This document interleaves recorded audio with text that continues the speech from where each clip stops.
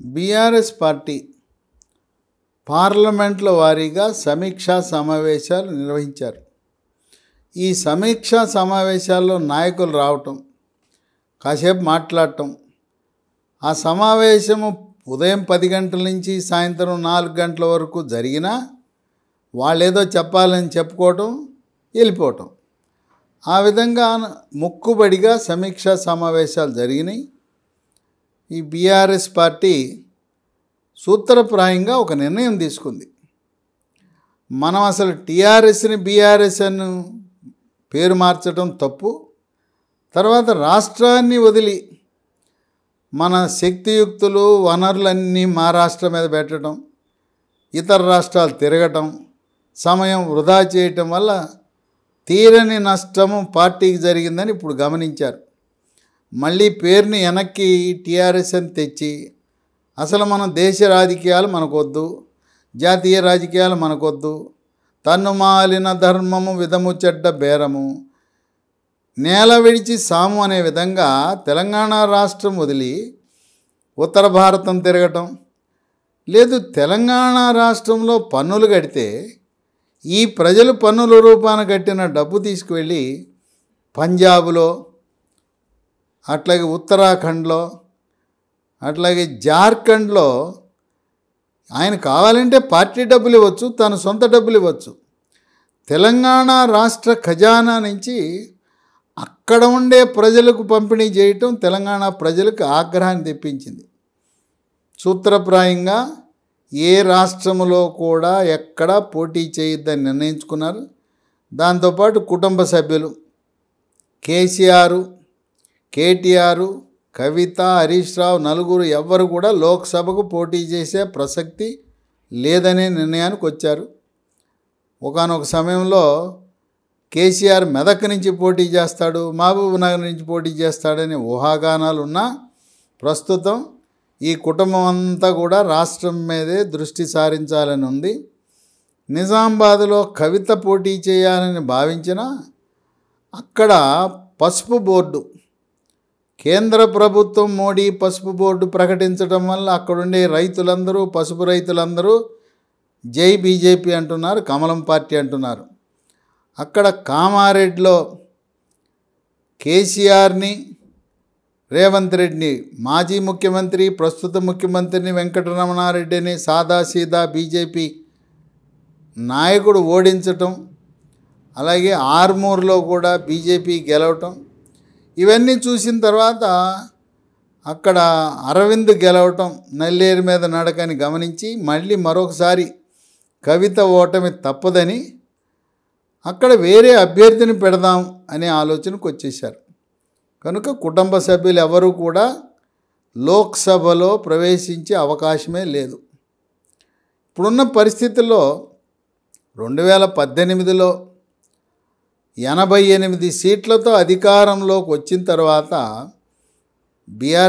TRS party ఎంత దర్పంతో మాట్లాడారంటే, ఒక సీటు ఎంఐఎంకి ఇస్తున్నాం, 16 సీట్లు కైవసం చేసుకోవాలి, సారు కారు 16 అనే డైలాగ్ పెట్టారు. అప్పుడు సారంట, కారంట, 16 అంట. 2018 శాసనసభ అయిన తర్వాత పార్లమెంట్ ఎన్నికల ముందు 4 నెలల కాల వ్యవధిలోనే పూర్తిగా పతనం అయిపోయింది బీఆర్ఎస్ పార్టీ. లోక్సభ ఎన్నికల్లో కేవలం 9కి పరిమితమైంది.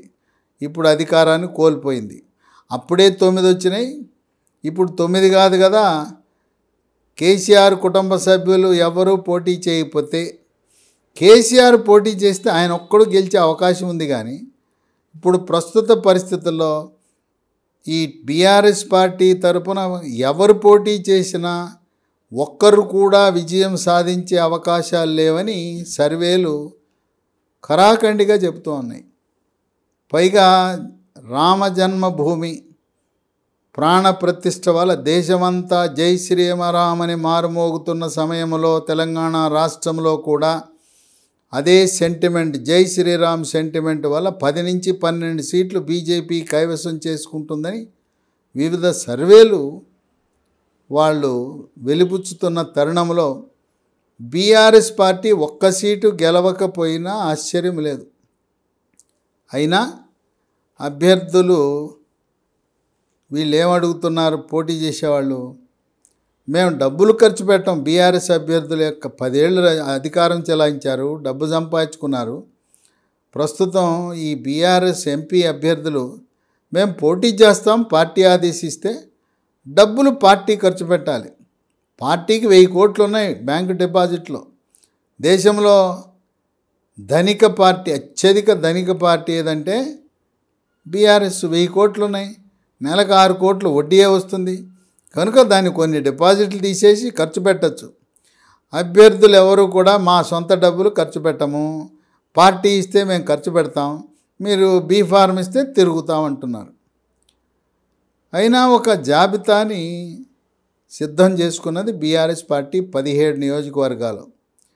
ఇవి సోషల్ మీడియాలో విస్తృతంగా ప్రచారంలో ఉన్నాయి.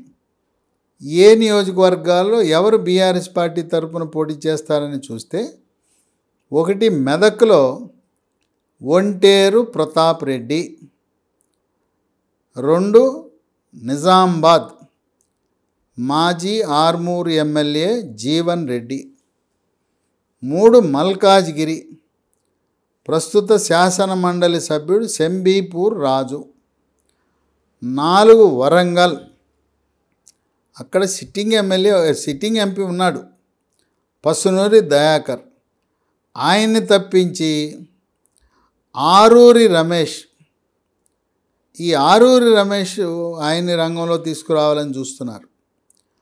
పసునూరి దయాకర్ ఆయన బీఆర్ఎస్ పార్టీని వీడి భారతీయ జనతా పార్టీలో చేరే అవకాశాలు ఉన్నాయని ఊహాగానాలు ఉన్నాయి. ఇక 5 చేవెళ్ళ సిట్టింగ్ ఎంపీ రంజిత్ రెడ్డి, 6 భువనగిరి మాజీ పిసిసి అధ్యక్షుడు మాజీ మంత్రి పొన్నాల లక్ష్మయ్య, ఆయనకి అవకాశం ఇస్తే ఎలా ఉంటుందనే ఆలోచన ఉన్నారు. 7 ఆదిలాబాద్ ఆత్రం సక్కు, 8 జహీరాబాద్ బీబీ పాటిల్. కానీ బీబీ పాటిల్ బీఆర్ఎస్ పార్టీ తరపున పోటీ చేసే అవకాశం లేదు. ఎందుకంటే ఆయనకి పరిస్థితి అర్థమైంది. గత 5-6 ఏళ్లుగా కూడా ప్రచారంలో ఉంది ఆయన బీజేపీలోకి వెళ్తాడని. కనుక బీబీ పాటిల్ బీఆర్ఎస్లో మారి బీజేపీకి వెళ్తే బీజేపీ తరపున సిట్టింగ్ ఎంపీగా ఉన్నాడు, 2 సార్లు గెలిచాడు. బీబీ పాటిల్ బీజేపీ తరపున పోటీ చేసే అవకాశం ఉంది. ఒకవేళ పార్టీ మారకపోతే బీఆర్ఎస్లో పోటీ చేస్తాడు. పోటీ చేసినా ఈసారి కష్టతరమే. 2019 ఎన్నికల్లోనే 6000 మెజార్టీతో గెలిచాడు. 9 మహబూబాబాద్ సిట్టింగ్ ఎంపీ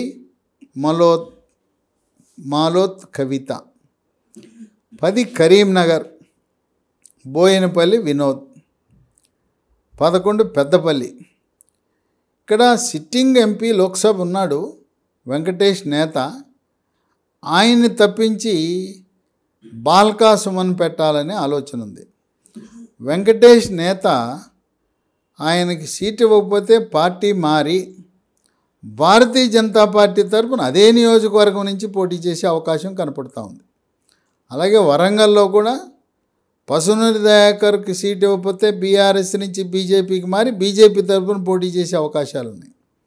ఇక 12 ఖమ్మం నామా నాగేశ్వరరావు, 13 సికింద్రాబాద్ రావుల శ్రీధర్ రెడ్డి, 14 మహబూబ్ నగర్.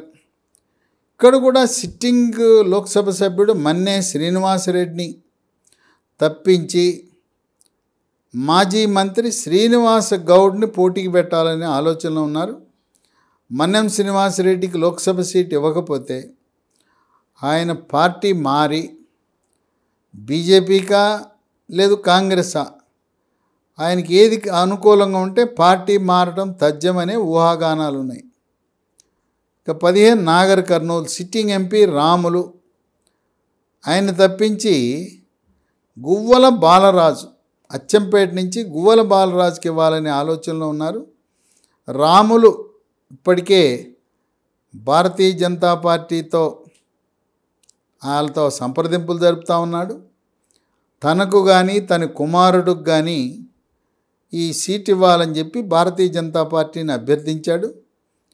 రాములకి బీఆర్ఎస్ ఇవ్వదని దాదాపు ఖండితంగా తెలిసింది. అందువల్ల రాములు నాగర్ కర్నూలు నుంచి బీజేపీ పార్టీ తరఫున పోటీ చేసే అవకాశాలు కనపడుతున్నాయి.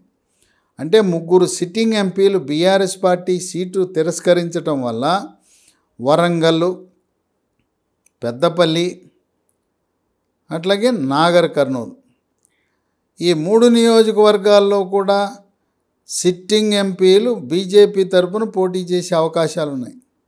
విశేషం ఏంటంటే ఈ బీఆర్ఎస్ పార్టీ దళితులంటే ఆటలు ఆడుకుంటారు, దళితులంటే చులకనగా చూస్తారు.